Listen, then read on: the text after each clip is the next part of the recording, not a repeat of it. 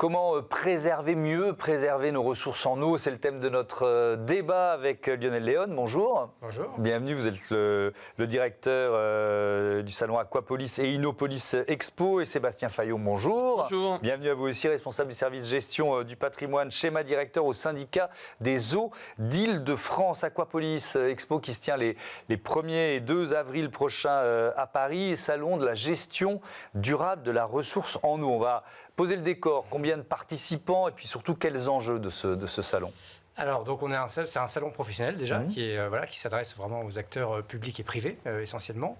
On va avoir entre 60 et 70 entreprises qui vont proposer beaucoup d'innovations autour de la gestion durable de l'eau. Entre 2 et 3 000 participants, visiteurs pour découvrir les conférences, les innovations qui se font, nouer des partenariats, etc. Quand et pourquoi surtout Aquapolis s'est créé? Alors nous, en fait, comme vous le disiez à la base, on organise un salon qui s'appelle Innopolis Expo, qui est autour de l'innovation territoriale. Et en fait, on nous a demandé de traiter le sujet de l'eau de manière un peu indépendante, parce que, on va en parler avec le CEDIF, mais toutes les innovations qui arrivent dans l'eau sont effectivement aujourd'hui assez importantes.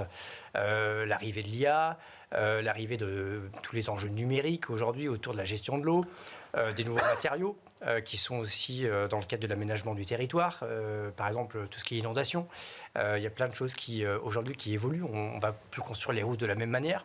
Donc donc on s'est dit qu'on allait dédier un salon complètement par rapport à ces sujets et pendant 2 jours essayer de voir toutes les innovations qui existent par rapport à la gestion durable de l'eau. Partager les innovations et les bonnes pratiques. Sébastien Fayot, le CEDIF, c'est le plus grand service d'eau de France. C'est combien d'usagers, combien de milliers de kilomètres de réseau? Effectivement, oui, c'est un service qui a été créé en 1923, donc c'est une vieille dame, mais qui est toujours aussi innovante. Dynamique, oui. Et aussi dynamique. Ouais. Donc on dessert 4 millions d'usagers. À travers un réseau de 8000 km de réseau de distribution, de transport. On a l'une des particularités du CEDIF, donc le syndicat des eaux d'Île-de-France, c'est d'avoir 3 usines de production principales sur les 3 grands fleuves franciliens. Donc 97% à peu près de la production proviennent de ces fleuves. Donc fleuves un peu capricieux, puisque sujet aux évolutions météorologiques, au changement climatique également. Et on distribue donc 755 000 mètres cubes par jour, à peu près 300 piscines olympiques. Ouais. Ça veut dire quoi, gestion durable de la ressource en eau pour un service, un syndicat des eaux comme le vôtre? Mais la ressource en eau, c'est notre matière première, puisque pour produire ce volume important et distribuer au quotidien quelque chose qui paraît normal quand on ouvre son robinet, on part de cette ressource. On fait face à des défis importants en ce moment, des défis de qualité de cette ressource, des défis de quantité, même si l'Île-de-France est plutôt préservée par rapport à ce qu'on a pu connaître en France ou à l'étranger sur des tensions sur la ressource. Mais pour autant, il faut être attentif à l'évolution à horizon 2050, 2100 de cette ressource. Mais plutôt aujourd'hui, c'est un focus important sur la qualité. Oui. Parce qu'effectivement, il y a eu notamment cette enquête menée par UFC Que Choisir et Génération Future qui révèle que l'eau potable en France, elle est largement, je ne vais pas redonner tous les détails de l'étude, mais contaminée par ce qu'on appelle les polluants éternels. J'imagine que ce sera un sujet dans les années du salon, Lionel Léon. Il y a des innovations autour de cette question, notamment parce que comment on fait en sorte de les détecter et de les retirer de l'eau que nous, on va consommer ensuite? Voilà, on appelle ça les PFAS, effectivement. Ces PFAS, aujourd'hui, on a beaucoup de sociétés qui ont des solutions qui sont en train d'arriver. Donc, elles ne sont pas encore toutes au point, mais elles se penchent dessus vraiment de manière très précise. Et là, on voit que dans les années à venir, on va avoir des solutions concrètes pour faire face à justement ces polluants éternels. On voit qu'il y a encore des choses qui ne sont pas totalement au point, mais d'ici peu de temps, il y a des choses concrètes. Alors, sauf que moi, l'eau du robinet, je la consomme tous les jours. J'ai arrêté de boire de l'eau en bouteille. Vous allez me dire, ça déclenche un sourire. Exactement, évidemment. Oui, évidemment. Mais comment vous me rassurez là, maintenant? Parce que je lis, il y a des polluants éternels dans l'eau du robinet que je consomme à Paris ou en région Île-de-France. C'est vrai qu'aujourd'hui, polluants éternels, métabolites de pesticides, résidus médicamenteux, perturbateurs endocriniens, il n'y a pas une semaine ou un jour sans qu'on entende dans la presse ces éléments. C'est sain d'avoir ces informations. Ça permet aussi de mettre en avant ces sujets autour de l'eau potable. Encore une fois, comme je le disais tout à l'heure, mais alors, c'est quoi la solution? La solution, c'est des filtres plus plus, alors je suis béotien moi, mais des filtres plus précis, plus efficaces? C'est quoi? Il y a deux axes en fait sur cette question. Un axe de prévention et de protection de la ressource et un axe effectivement de traitement, puisque ces nouvelles molécules sont aujourd'hui détectées et donc bientôt réglementées, ou en tout cas plus réglementées qu'elles le sont aujourd'hui. Donc il nous faut avoir ce temps d'avance, et ce temps d'avance, il passe par la technologie.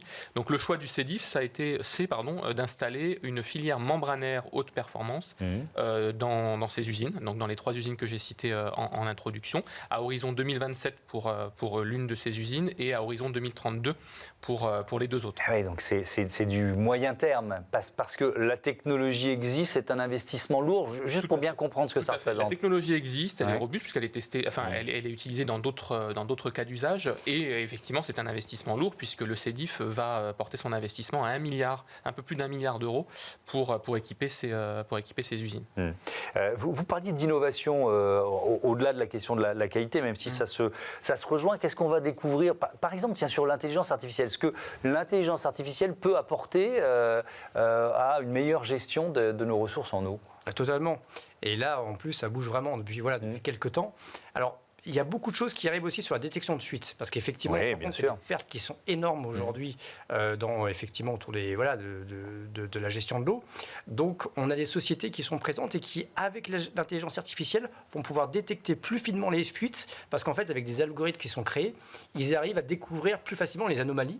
Et ces anomalies, grâce à l'IA, aujourd'hui, on les détecte et on arrive à les corriger très très rapidement. Donc voilà.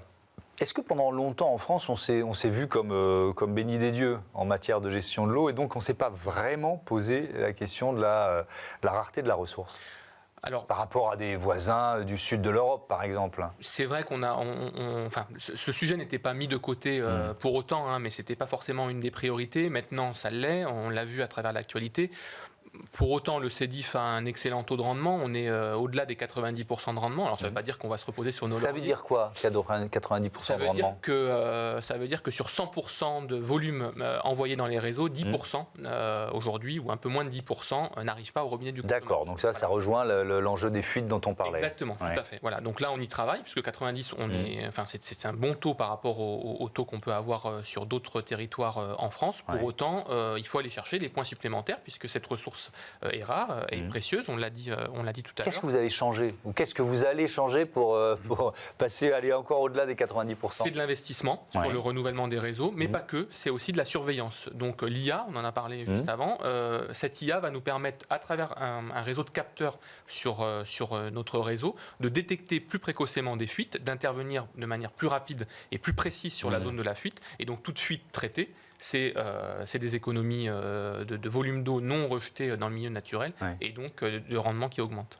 Un chiffre, 700 millions on l'a vu s'afficher furtivement tout à l'heure, mais c'est maintenant qu'on en a besoin, 700 millions de personnes n'ont pas accès à l'eau potable, ça représente 9% de la population mondiale, et je lisais en préparant l'émission à Lionel Léon que la demande mondiale en eau pourrait dépasser l'offre de 40% d'ici 2030. Là aussi, un salon comme le vôtre, c'est un salon de solutions. Donc, on a parlé des fuites, il y a d'autres leviers ? Oui, alors il y a effectivement des choses, des enjeux par rapport à l'aménagement urbain. C'est vrai qu'aujourd'hui, on parle des inondations aussi, c'est un enjeu fort. On ne va plus construire les routes de la même manière qu'hier. Donc là, il y a des nouveaux matériaux qui arrivent. On a aussi une partie du programme qui est dédiée à l'Afrique, qui s'appelle le Comité des villes africaines. Donc là, effectivement, les besoins en eau sont importants. Donc on a aussi des actions qui sont menées par le CEDIF, dont on va parler pendant le salon, parce qu'il y a des actions qui se font aussi à l'international. Et on va justement réfléchir collectivement comment accompagner ces territoires avec aujourd'hui le savoir-faire qu'on peut avoir en France. Donc voilà, il y a beaucoup d'enjeux, c'est vraiment beaucoup d'échanges pendant 2 jours et de solutions qui seront apportées. Là aussi, pour... faciliter l'accès, vous le dites, il y a une action du CEDIF au niveau international. Quel type d'action et comment ça facilite l'accès à l'eau potable à celles et ceux qui ne l'ont pas? C'est le principe de la solidarité. Le principe qui nous anime en Ile-de-France, c'est la solidarité intercommunale. Mais on a voulu aller plus loin dès 1986 avec cette solidarité internationale et avec le programme appelé Solidarité Eau. Donc débuté en 1986 au CEDIF, à date, c'est 50 millions d'euros qui ont été alloués à ce programme et 5 millions de personnes qui ont pu bénéficier donc, de solutions. C'est quoi? C'est des puits, c'est de l'investissement concret. Oui, alors tout à fait, c'est un investissement concret avec donc un partenariat avec une association qui va déployer et construire des réseaux d'adduction d'eau potable, soit gravitaire, soit par système de pompage. Ouais. Et au-delà de la construction et de la livraison de ces réseaux, c'est aussi amener à faire cheminer nos partenaires sur l'organisation du service. Le partenariat ne s'arrête pas à la livraison du réseau, c'est comment on le maintient dans le temps et comment on assure sa pérennité pour l'impact le plus important pour les populations desservies. Merci beaucoup, merci à tous les deux et bon salon Aquapolis, merci donc beaucoup. Les 1er et 2 avril prochains, c'est à l'espace Champéret à Paris. On passe tout de suite à notre rubrique Start-up.